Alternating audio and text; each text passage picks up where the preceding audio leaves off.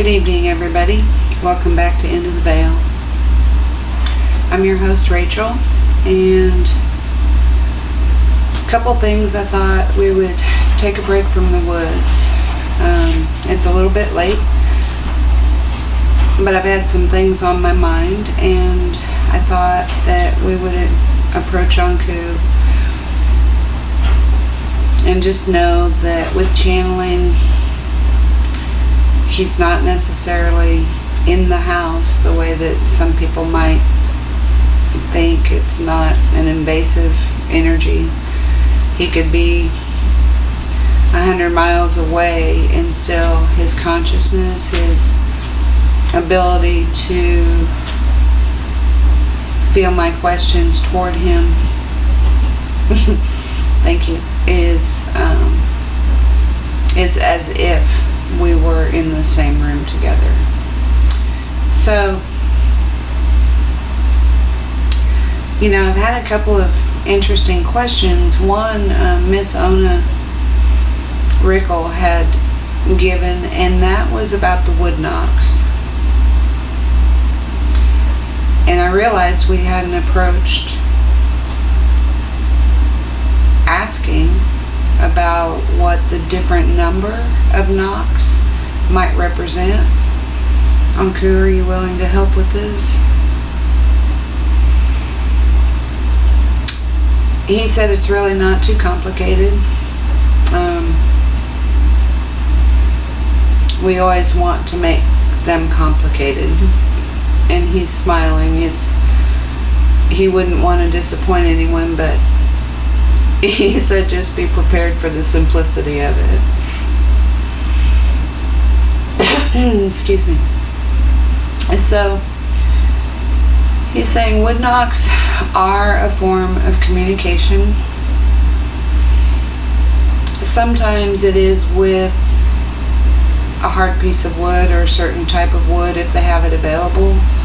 But he's also shown that they have the ability, and some of this would depend on their size, but they also have the ability to hit a tree a certain way and create the same sounding or the same resonance. And one knock would be more in them saying, I am here, we are here, and sometimes that'll even be in response to thought. If we were in the woods, for example, and we wondered, are they here? That might be when we hear that wood knock, thank you, to confirm we're here. Plain and simple. Trying to see if there's anything else about the one knock. Anything else on Anku? Of course, more.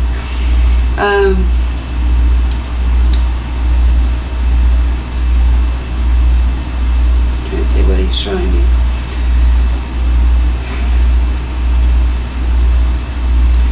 Sometimes they'll use it with each other as well. It's not just for people, but they'll use it to give location. That was easy. To show where they are, so the others, it's like they always, they're very strategical in the way that they put themselves in various locations. Some of us have termed those watchers, day watchers, etc. He said it's not entirely incorrect, but really it's so that they are always aware of what's going on in their surroundings. And is that it? Okay. Excuse me. 2 knocks. 2 knocks, he shows me, is more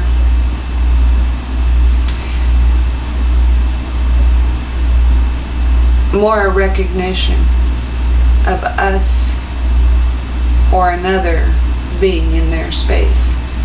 It's not counting heads, but it's saying that they recognize that we are there, or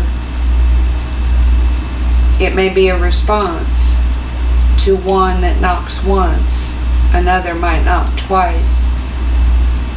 It's an interactive communication of, I am here, you are there.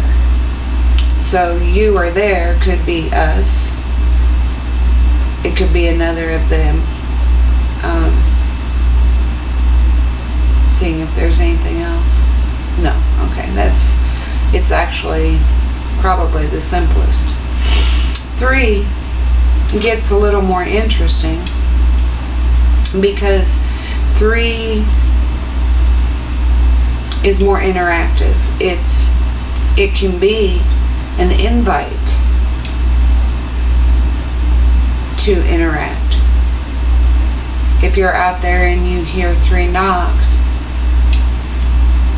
he said you would have the opportunity, if you wanted, to invite an experience or ask your questions. It could be, if you have a teacher wanting to reach out to you, their way of communicating that as an opportunity to connect. It's never mandatory, it's just an invite. He said this would be, if you knock on a tree, he recommends, is it 1? He said if you do 1, it's saying, I'm here. If you do 2, it's saying that you recognize that they are there. If you do 3, you're inviting interaction. Be responsible with that though, because he said in some environments that interaction, it depends on who's receiving.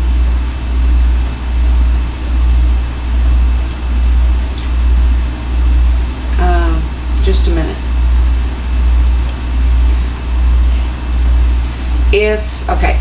If you were to knock 3 times, they would know that you are not a Sasquatch.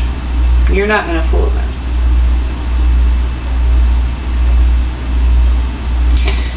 But if they are not receptive to an exchange, you might get 4. Okay. You might get 4 in response, which is more of a no, or if you were to hear 4 by themselves, it would be more of a warning.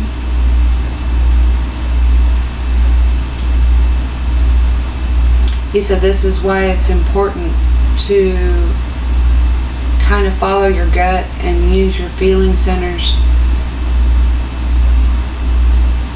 because there are many people out there just knocking around on trees and they have no idea what they're saying.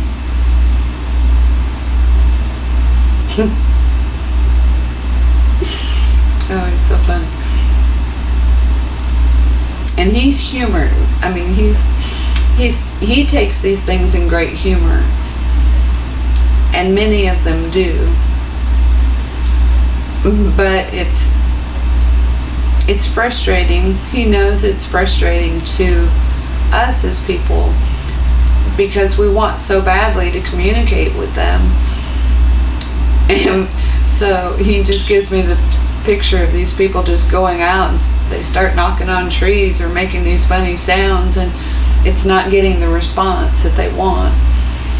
And part of that is because they have not taken the step of asking. First of all, some haven't even asked if they can be there.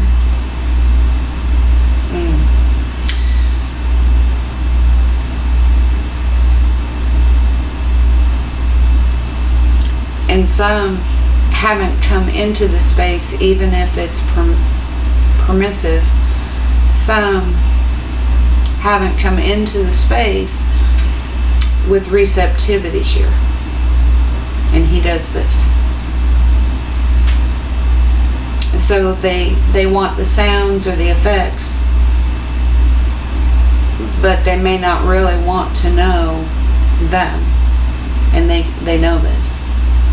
So if you do approach that space, he advises maybe taking a step or two before that to prepare yourself for this space.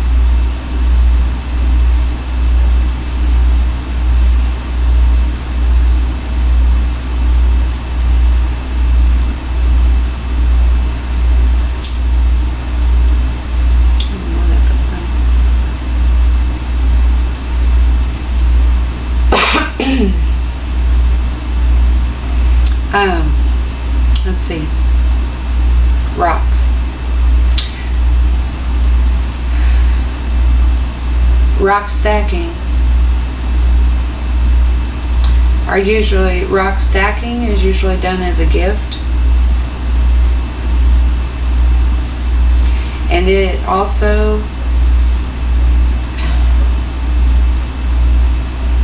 is similar to saying we are here.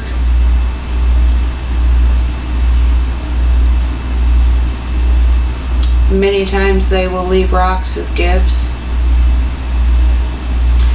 but they look at rocks differently than we do.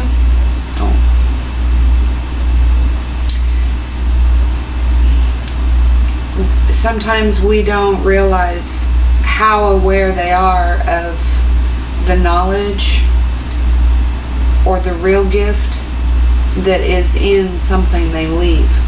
If they leave a stick, we look at it as a stick. They look at it as a very valuable part of a very specific type of tree. And they will hand select. They will hand select items. It has to be the right stick. It has to be the right rock.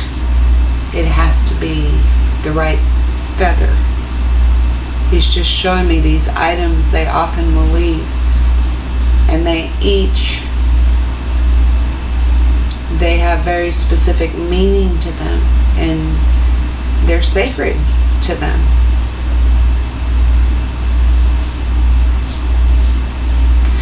There's knowledge, there's history, there's information. That's a better word, information, thank you. There's information in these things. And every time they leave this kind of a gift, if we were to hold it, we would have access to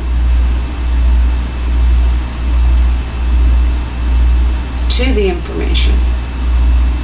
And part of our challenge is they're trying to teach us, trying to remind us that we have access to these things if we are willing to take the time with the items. He said, we are forever trying to show you. Forever. It could be a small glyph. It could be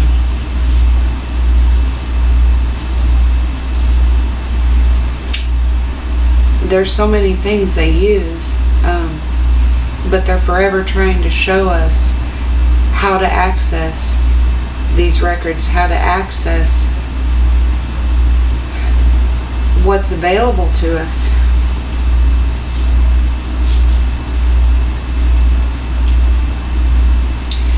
A lot of people have asked how they know what they know.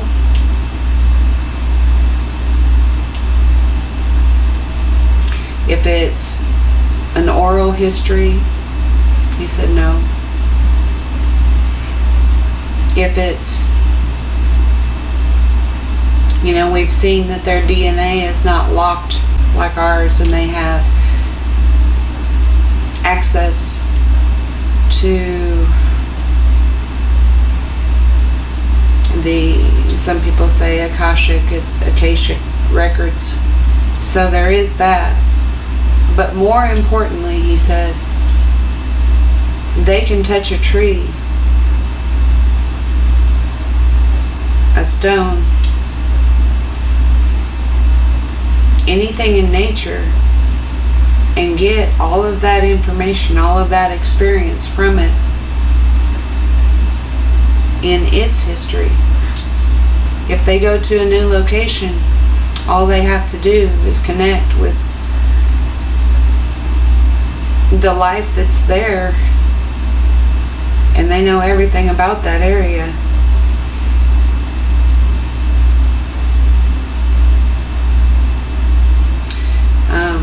Rocks. Rock clacking.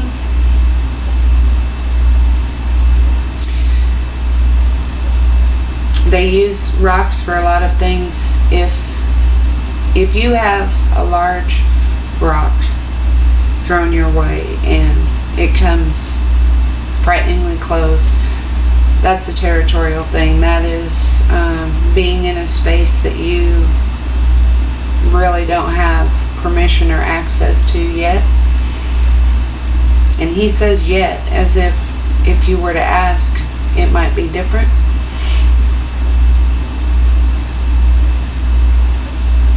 Normally these are males.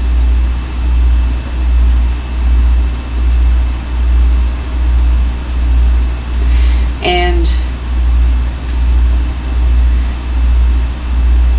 the smaller rocks, pebble size or just little rocks, a lot of times it's a game. It's the young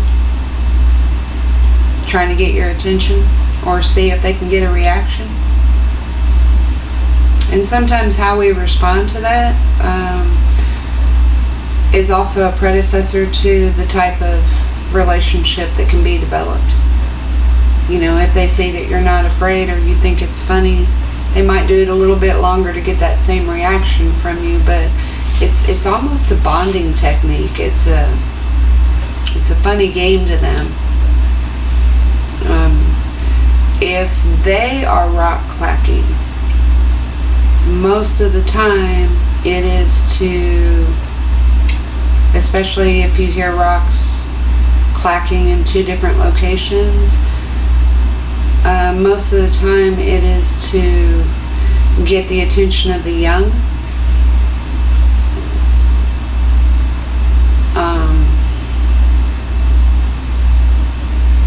They know to listen for rocks, because if rocks are being used, it's specifically intended for them. And let's see.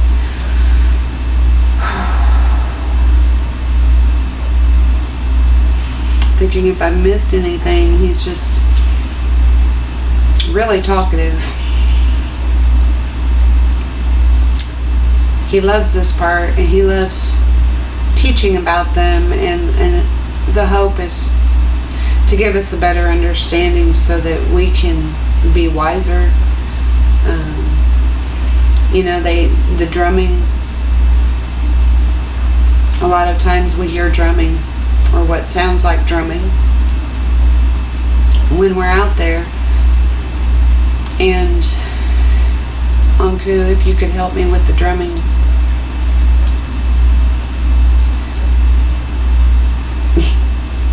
He shows me, okay, first of all, he shows me little people drum too.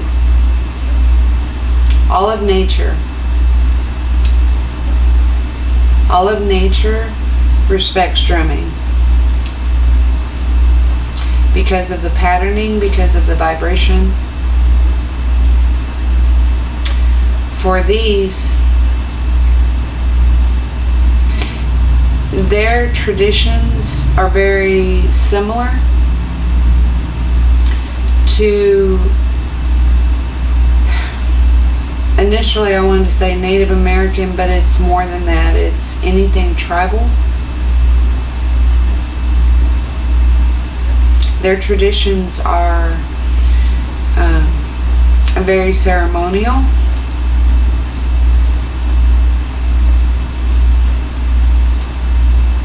When they celebrate by drumming. And he shows me several gathered together. And it's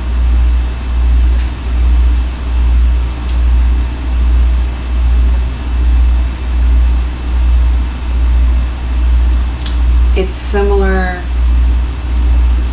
you know,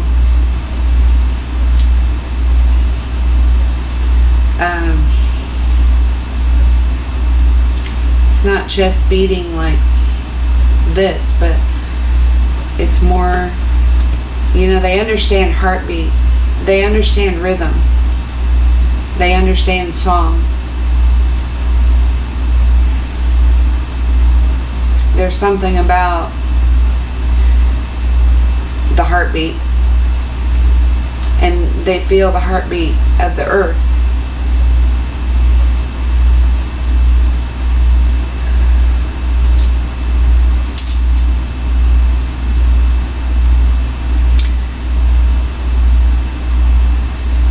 They honor what's sacred.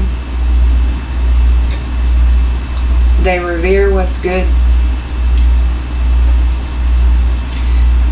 They display gratitude toward it often with drumming. He said when you've heard us drum, when you've been out there and you've heard us drum, it's because we are so very happy.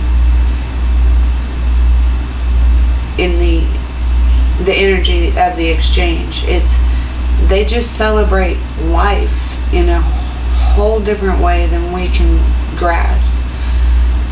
They are so happy to be alive.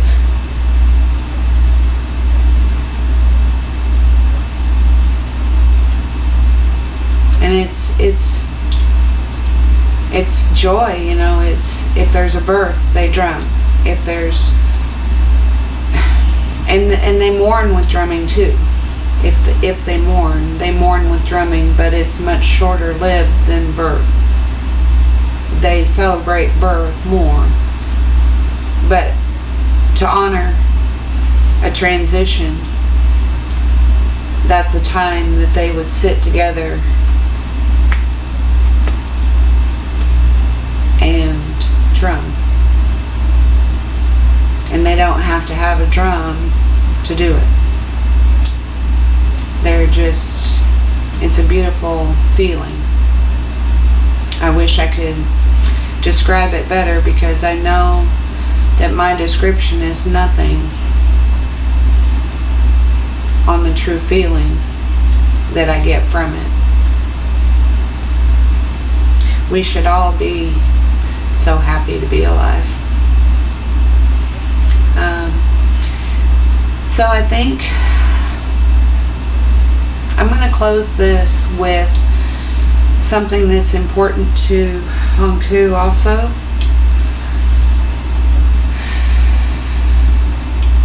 And that's about the forest fires.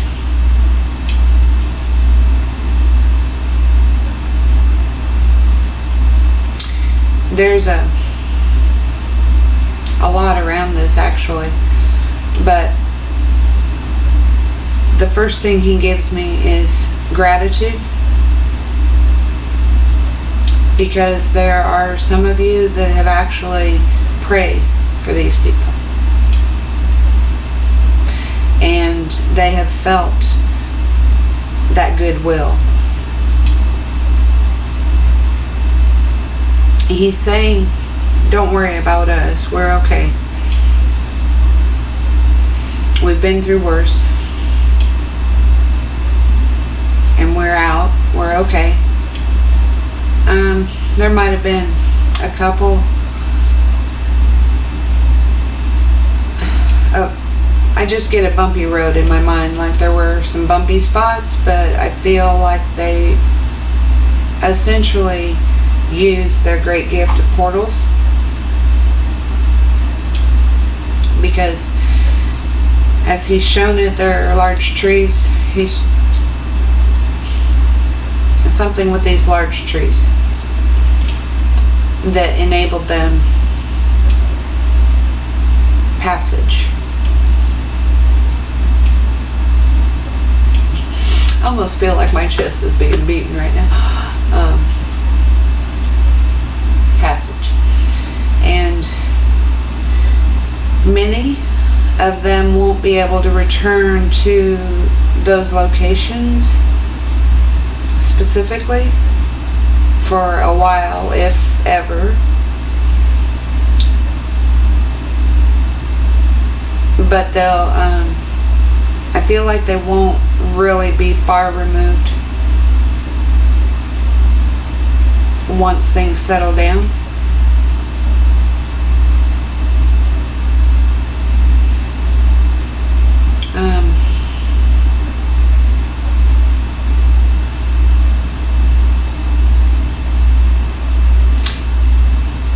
He's saying it's an unfortunate purge.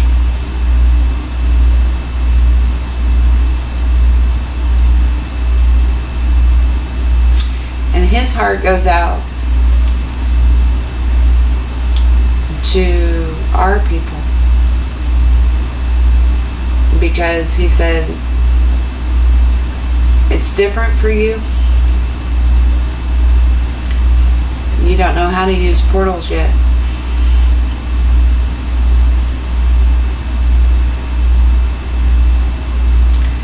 And they too pray for us.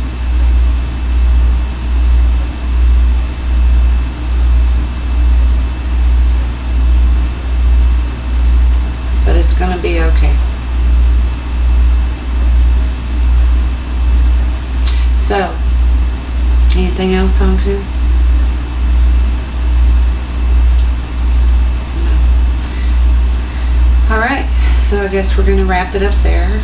If you have questions, of course, please do comment and ask. I hope I got everything covered.